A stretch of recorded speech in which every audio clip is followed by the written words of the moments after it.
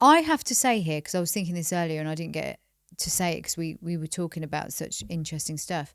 Like, I came back from seeing you in Covent Garden. We sat and drank bougie fizzy water. We did bougie water. Yeah, we did bougie water. Bougie water. And I sat, the minute I saw you, I thought, even though we'd only spoken on Instagram, I thought, friend.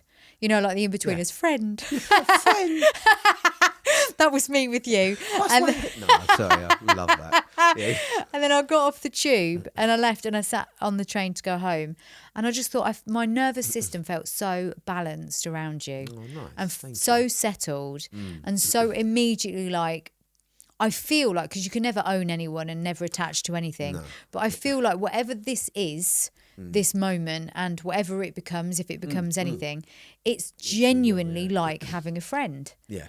And so the fact that you felt like you weren't good enough to be anyone's friend, and that was my immediate feeling around you. There's definitely that in me still. Like parties, I won't have a party. Me neither. It's the not enough. It's not the not enoughness. Like my wife will have amazing parties. Yeah. Like everyone comes. And I'm like, fuck, I couldn't do this. No one would come. Poor me. But you know what? I think you're a bit like, and I don't want to just be like completely reflecting myself here, because maybe that's ego. But we love a bit of reflecting. But it is right, isn't it? I feel like you're an introvert and an extrovert. I am, yeah, definitely. 100%. And I think I know the Myers-Briggs. Have you ever done the Myers-Briggs? No, I've heard of it though. Yeah. I haven't, yeah. I'm not even going to say what I think you are. I think I should send... Mentally deranged. I think I'm going to send... No, maybe I should say, I think you would be an INFJ.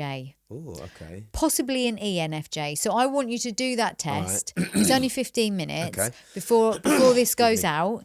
And then if I'm wrong, then I'm just going to have to be like, I'm so embarrassed. No, but because it's a good, But I am, just to be clear, an INFJ. Okay. And there's lots of things that you've said to me today and prior. I was just like, oh God, we're so similar.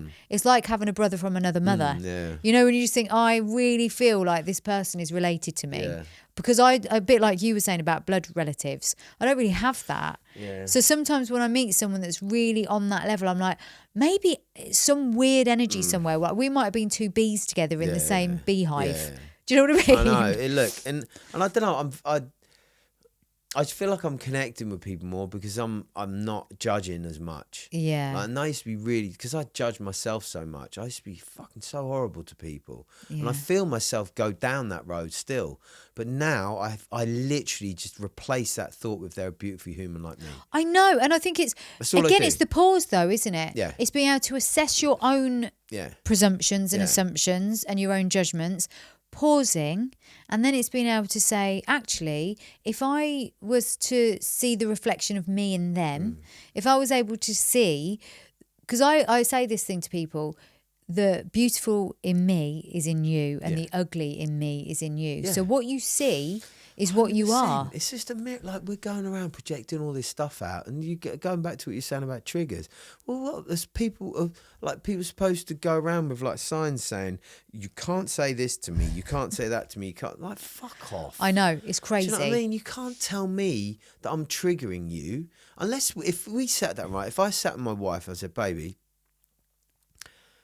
if you keep saying that fucking I'm useless in bed, in front of people, it triggers me, yeah. If she keeps saying it, then you maybe there's a chance you can, allowed to throw her out the window. No, I'm kidding. But it's like then they are triggered. If you've had the conversation and go in a loving way, and you've gone, baby, not in an argument, not at the time, and you've gone afterwards. You go, baby, which is what I can do now. Yeah. If my wife says something that makes my little boy go, oh, I feel a bit whatever, and she's no way meant to, she never would. Yeah. She'd never want to wound me, ever, my wife. She only has ever fucking stuck by me, even when I wanted her to hate me when I lost my money. Yeah. She stuck by me and never even fucking said you're an idiot. Well, that's an amazing woman that's got a massive... She's the reason we're so strong still. Yeah. Yes, I've done a lot of work, but if she'd have gone to that and said you're fucking useless, that'd have wounded me, and then I'd have like gone at her. But she's in balance. She's must be to most, in terms of masculine, feminine. Her masculine, feminine must be very balanced for her to just allow you to have your journey as it is. She's very stoic. She's She's very masculine warrior. Yeah, I call her my lioness. Yeah. Because, like, if there's a situation, don't be looking at me. If there's a confrontational situation, look out for her. Oh yeah, that's me as well. I'm telling you, she's got an innate thing in her that's warrior. Yeah. And I mean just a natural warrior in her that she will find a way to survive. She'll find a way. If something shit's going on, she fucking talk about killing someone. She's the most placid, loving person I know, but don't mess with her. Don't come for someone she loves. Yeah. It's not. That is like you say, it's the lioness. I'm telling you, she is it's not a good day for you. Yeah. I don't care how big you are, how tough you think, she'll find a way to deal with you. Yeah. I'm even sitting here, I'm fucking, that's, that, and that's what I love. Well, I love everything about her, and again, she's taught me so much about being a man but yeah, it's... What did she teach you about being a man? So, as I said, I hated women. Yeah. Really bad. Really bad. I treated women really badly. I used to pretend that I wasn't, but I just fucking, they were just objects. And then I'd just do as many as I could, and that was just because I was wounded and insecure about everything and, Avoidant. All of it. That behaviour is avoidant. I hated my mum at times and my sister, and so it was all, a single parent. There was a lot of that difficulty, and I felt wounds, and I see it now. We'll get on to anyway. But what did you ask me about? How she taught you to be a man? Oh yeah. Bev. So when I met her, and then I realised that all women aren't fucking idiots, which is what I thought. Yeah. And psychotic and mental and blah, blah, which is exactly what I hear young men saying today. Yes. And I tell them that isn't the case. They just need to be better themselves, and then they'll find that they gravitate to a person who isn't like that because they're treating them better. Yeah, makes sense. Hint, men. The better you treat your wife or partner, the better they'll treat you. It's a selfish thing. If you're clever like me, your wife will treat you like a king because you treat her like a queen. Yeah. And this is where I will say that you're not responsible for each other. That's my big thing. Yes. She's not responsible for me. I'm not responsible for her. I've got a care of duty. It's just like this now. I'm not responsible for you or your emotions or anything. I've got a care of duty to you, but your emotions and feelings are yours. Yes. Yeah. I'm not responsible for you. I'm not responsible for you. If I tell you now, and this is where we get into a little bit of to and fro, because I could say to you, go and jump in that fire. Yeah. Well, who's it on if you go and jump in it? Well, it's me. Well, so there is but if I've colluded to get, go and do that, then there's culpability. So my wife, I used to think, I was always hyper aggressive around if we're out, and I was always hyper aggressive, just in case, ready to kick off, and I realised that Will Smith taught me that.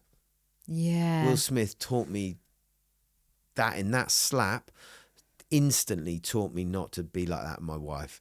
From that day, it stopped me thinking that I'm responsible for my wife's feelings. Yes, and that's powerful. That I'm glad you said that, because he obviously is human, and he obviously had a very human moment, and obviously we hadn't seen the humanness of Will Smith before that. We'd only seen the character, and people. Again, what did I say? Playing a character. Different characters. Didn't know who he was. Correct. We're all doing and actually, on that story, I know we're coming off you and Bev for a second, but let's do it, on that story, he did the... David Letterman does this series on Netflix now where he interviews people. Before that slap, he'd interviewed Will Smith, and they were talking about his ayahuasca journeys, and he'd done a few. Yeah, and he said he'd had a really dark trip with one of them, and in that dark trip, no word of a lie, this is before the slap, he saw himself doing something. It wasn't specific, but he lost everything, and everybody hated him. Wow. I'm paraphrasing that, by the way. He didn't say exactly. But essentially the message was he'd had this really dark journey where he'd lost everything and everything came crumbling down. I watched that episode And then I saw that literally it was just in this, I think it was in the same couple of weeks that I happened to see it. And then the slap happened. And so here's the thing. Did he manifest that? This is why I think mushrooms can be quite dangerous. Well, no, he didn't. It wasn't mushrooms, it was ayahuasca. Ayahuasca, that's right. Which I agree. So I did. I'm not judging anyone that does it, because I know people have amazing things. Crack on. But I've never done it. I did so many drugs when I was young, right? I mean, so many. I've nearly died a few times. I mean, drugs, you went. Right? Can I say what you told me before about crack? Oh yeah. Yeah, you were smoking crack, weren't you? Yeah, loads. Yeah. You know, but we did. I used to do so much cocaine. I mean, like, and ecstasy pills. You know, like. Yeah. I remember this because it was like a badge of honor. I did 17 pills in a night. 17. Yeah. How are you still alive? I know. 17 doves in a night. And we used to drink like, and people think I'm joking, but we used to drink like 40 Jack Daniels and Cokes. 40? Yeah. Or more. Because we used to drink doubles. No. We used to drink doubles, like double Jack Daniels and Cokes. And we'd drink them from like 11 in the morning till 4 in the morning. And beers and all sorts. And do pills and cocaine all day. Wow. How do you look the way you look? I don't know how I'm alive. Like, I should have died about, I don't know how many times. That's insane. And that was for years. It wasn't just for like, a year or two. It was for years. Wow. And it was like, for a few years, it was 7 nights a week because I was drug dealing. Wow. So I'd be out every night. And we'd do regularly. I'd do regularly, do like just fucking loads of cocaine and pills. You were just in constant escape mode, weren't you? Badly, like so bad. I so didn't want to be in my life. And, when my dad died, that was just a fucking, like, it was like, let me off the leash. Because I was already angry and wounded before then. Well, of course, because he was an alcoholic, so there would have been maladaptive. And my mum and dad split up when I was 8. Right. And then we moved a lot. And I was always the outsider kid. That was another thing. I think that's a lot of it. And I never felt like I fitted in. So I always wanted to be the hard kid. So that you could prove yourself. So that was my fit-in thing. And the joker, but I was still the fighter. Yeah. So then it was like, but that was just a pretense as well. And even when I was fighting MMA, it's another pretense. Well, yeah, because you did MMA as well, didn't you? I was a pro MMA fighter, but I was doing it from a wounded place. Yeah. I did it to prove myself. Yeah. That I was tough instead of just pretending. Yes. But I was still pretending. You were still pretending, but just good at pretending. I was pretending to be pretending. I mean, there's a lot of layers of pretense going on in that one sentence. So it's all and I don't get me wrong, I do enjoy fighting. I do. I love it. I love the man-on-man. I love the fact that you have to be mentally in the management discipline of my own, to get in there and do that. I do enjoy that.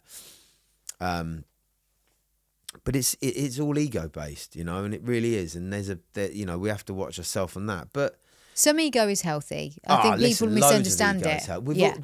All of it is ego. Fucking all of this. Well, us sitting here now. Well, there you go. All of it. A conversation, And anyone who thinks their ego isn't in play all the time.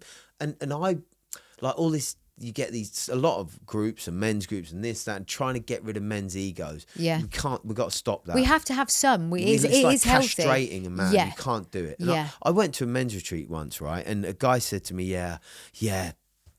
And I felt so fucking wounded from him. I didn't know what to say to him. I just went, right. He went, yeah, I went to see someone and, basically they told me, you're just too angry. So, I haven't been angry for 2 years. I went, what the fuck? So someone just told him and he stopped? I was like, bro. And I was like, that alone was like, I'm sorry, but that just makes no sense. It makes no sense. You can't suppress your emotions. We just have to let them go. It's going to come out somehow. It's going to go out. You're going to murder your fucking wife and kids. Yeah, exactly. You know what I mean?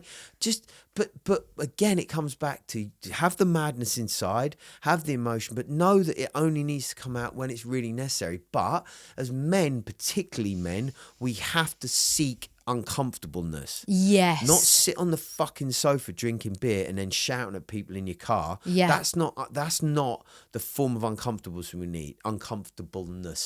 It's a mouthful. We need chopping logs, lifting things, climbing trees, fucking putting people on our backs and like helping them up hills and fucking jumping in water, swimming in cold water, like wrestling with each other. Like the great Stoics, they wrestled. They were the most clever, like, you know, amazing human beings, but they wrestled because they knew that they had to work their body and express that natural chemical, that testosterone, and that's why we lose so much testosterone, because we sit around drinking beer and not moving, like moaning about shit. Like, we've got to move past that and get back. That's why my retreats and stuff, like everything I do, is about let's do the work, but then let's free us from, you know, like let's release the shackles and let's go out and be wild and like, you know. But also what you've got there, because that sounds great. Like, I mean, I love it. You know, all that stuff is so important for men. They need to be men in the right way, that animalistic way. Yeah. That expressing that natural primitive urge. Yeah. But also, as I said before, you have a real ability to help someone feel balanced in their own nervous system. And I know one of your things that you said earlier before we were recording is you just want to make people feel safe. Yeah, I do. So, that's my honestly, my life got, and again, I quantify that not because I'm a people pleaser. No, I'm so not. No. Anyone who knows me knows I'm not a people pleaser. I'll take or leave people, and I know that people can take or leave me, and that I'm cool with that. But yeah, I always wanted to dominate. Like, you got the Liver King now saying, you got to dominate that's bollocks. Isn't he proved to be a bit of I know he's a fucking massive steroid head and a liar. But anyway, we all fucking liars anyway. And everyone bigs up their story a bit. You know, look at fucking Jay Shetty recently. He's been getting it, bless him, poor guy. Yeah. But be careful. Again, what's my thing? Not believing your fucking story. Yes. Because then your story is bullshit, and then you'll add on to it, and then next thing you know, when you make it, then everyone goes, hold on a minute, well, but you didn't grow up with, like Richie Sunak. Well, we didn't have Sky TV. No one did, you prick. Then you know what I mean? It's like we all went to someone else's house to watch it. But nobody had it. Shut up! You were still minted, like you know. Yeah. So these stories, it's like what to make ourselves feel good or bad or whatever it is. That's why I don't believe my story, and I don't think we should hold on to our story because it's not true, and that's where division comes, judgment, wars, anger. Racism, bigotry. It's just stories. Fucking hate. It's stories. So I just want that. I'm like the girl, the Miss World who stands upstairs. I just want world peace. Yeah. I don't actually. I just want people to stop standing on fucking escalators. It makes me sick. Do you mean like I know we had this conversation. Just move. Just walk. Just move. Just walk. That's the thing I want in the world. I don't want world peace. I want people to stop walking. You want people to start walking, not stop. Start walking, yeah. I want you to walk. If you're listening out there, walk up an escalator. Yeah, walk. It's great, and you feel good. And it's good exercise. I love walking. You'll burn some calories. You'll feel better. Anyway, sorry, getting back to world peace. No, but if we don't believe our stories, then we don't have division. It's true, and also again, all of this is my opinion. It is an opinion, and it's a good. I agree with your opinion. Hence the reason I feel balanced around you, because we're on the same level. But one of the things that I would say to give anyone listening, okay, but what if I believe my story's true? Fine, you're allowed to believe your story's true. When someone asks me a question, particularly about, and I've done a couple of podcasts where the podcast host has asked me very specific questions about some of the things that I've experienced in my life, and because some of those things involve other people, I've had to say I can't really fully remember. So from my memory, and you have to be able to make sure, even if the person that they're asking about has done something that's not pleasant to me, I still have to say, oh, I'm not sure, I can't really remember that, and just be really clear about I mean, there are things that I think I definitely remember, but I'll remember it from being a kid. I'll remember it from having no ability to analyse. An emotion. An emotional person. There is a lot. And you've got to be aware that actually, if I was in that room with that child, yes. And I say, this is a really good point. I say this to clients a lot. I have this conversation a lot about memory, clinical memory and all of that. And they're like, oh, does that mean that I've remembered stuff wrong? And I've said, on the whole, what you remember, and some people will insist. Yeah. I remember it verbatim. And it's a fact. Yeah. And it's like, actually, you can't say that. But what you can say is, instinctively and to my memory, this is what I feel happened. And I think that's the way we've got to look at it. And I agree with you. And I go one more. Yeah. I think even if someone thinks verbatim that's what they said, say, you know, my dad when I was 12 said, "You're fucking useless," yeah? Yeah. I then go, okay, have I ever said anything to anyone I didn't mean? Yes. Very good point. And I'm not saying you went through a lot of shit, and I'm not excusing anyone. No, for that, but right? but there is another side to the story. But we have to go, but we don't. Sorry, I'm going to take that back a minute. We don't have to do anything. Yeah. If you want to move through whatever you're going through, then you have to let go. You do. And it's not, I mean, people always say forgiving. It's not forgiving. It's not saying that it was okay. It's just understanding. It's doing it for ourselves, not for them. That's what I think. It's like if we're going to forgive like the situation, it's forgiving ourselves. Because if we just go, well, we have to forgive ourselves for us being in that situation, because it wasn't. Particularly when you're a child, it wasn't on us. It wasn't our fault. I agree with that. And then I've worked with a lot of women and men that have been abused, sexually abused, whatever. Yeah. And I still... By the way, I can't imagine. So I'm fucking... But you know what? Then some of the things that other people go through, we can't imagine it, but we can just kind of be there to sort of say, wow, like, I respect you. And But also, isn't there some unbelievably beautiful people that have come from that, like yourself? Yeah. I mean, and some of the books I've read by people that have gone through this is what I mean. Yeah. I'm not saying that we aren't still fucking flawed.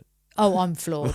But so we're not saying that we've come through it and we're okay, but everyone's flawed. They are anyway. So yeah. So it doesn't. Someone could have brought. I know people who've been brought up with amazing families, loads of money, this, that, and the other. That's just as much of a kick in the face sometimes. Perfection is not good. Right. So I will never say, people go, well, that was easy for them. They had money or they were this. And I will never say that. You don't know that. I'll be like, their story is their story. But Yeah. if they're believing it too much, that's where it goes wrong. It's so true. That's my thing, is like, just don't get caught up in don't get high on your own supply.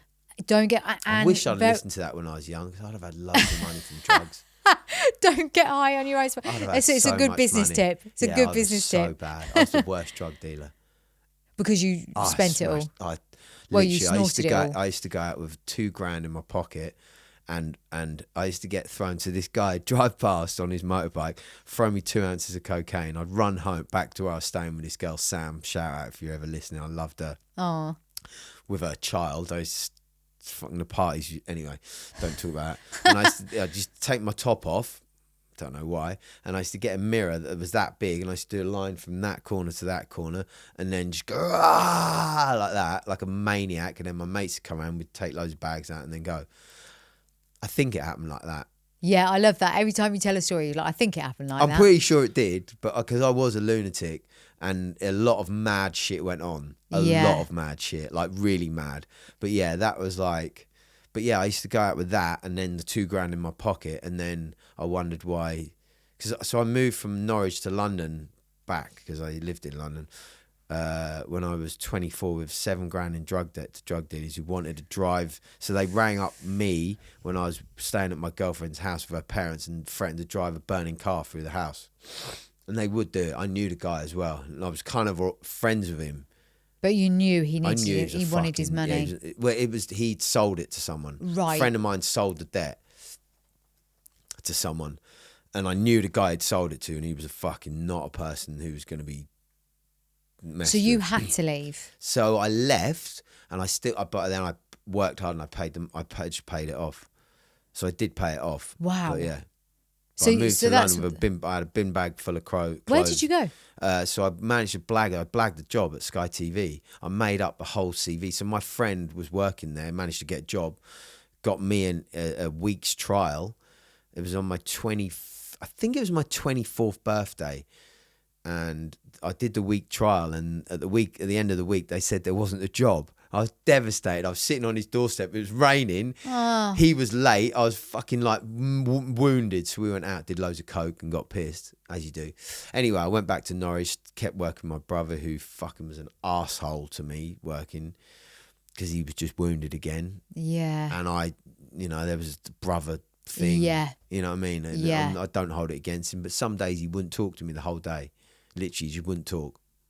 It's fucking nuts. Honestly, it was mental. He'd pick me up, I'd get in the car and he wouldn't talk the whole day. Is he older than you? 4 years, yeah. Right. Anyway, but it's just fun, and I love these things. I actually love. They make me laugh. Yeah. I'm like, 'cause it's so ludicrous. I do, and I love my brother. I do. If one day the things would be different, and it'd be great. But anyway, where was I on? Oh, it was about what did you do when you went from Norwich to London? Oh, yeah. So bin bag full of clothes, $7,000 in drug debt, and worked at Sky TV, yeah, and managed to so went back to Norwich, and then they called me one day and said, job's come up, and so I went. Wow. Yeah. So you went from complete and utter maniac to a proper job. Yeah. Well, I was working with my brother, but I was drug dealing. We were doing gear at like 7:30 in the morning in the car. And then just going to the pub. I was going home to my girlfriend's house. I'd have to drink 6 pints to be okay to walk through the door with her parents. Wow. It was insane. It was mental. Absolutely mental. And then I got the job and I was still a maniac. Blagged the CV, blagged a load. I told him I worked at this Theatre Royal in Norwich. Luckily, they didn't check. Wow. And then I got this amazing job, and then I worked my way forward, and blah blah blah blah blah, and that was it. And you've done about 1,000 jobs since. I've done a lot of different things, yeah. I mean, you literally have done. Hello. Yeah. I'm talking to the dog. I The people know. listening won't know I'm talking to the dog. Bye. You have done so many but media, lighting. So yeah, I was a chef. I worked on a building site. Realised it sucked. Then I was a chef. Then I worked with my brother on a building site. I was a dry liner, and then I was a prop person at Sky TV. Then I retrained and got my electrical installation, and I then was a lighting technician and then a gaffer. Then I had my own gym. I was a pro MMA fighter. Then I'd done property as well. And then I'm now, then there's probably other things in between there as well. And then I'm a breathwork coach now. I run Unguarded Warrior, obviously, and we coach people, me and my friend of mine, Ollie, who's a functional medicine practitioner. We coach people basically to optimize their health. So it's all very much mind, body, soul now. 100% everything. Yeah. And that's what I'm big on, is the mindset, the breath work, that kind of thing.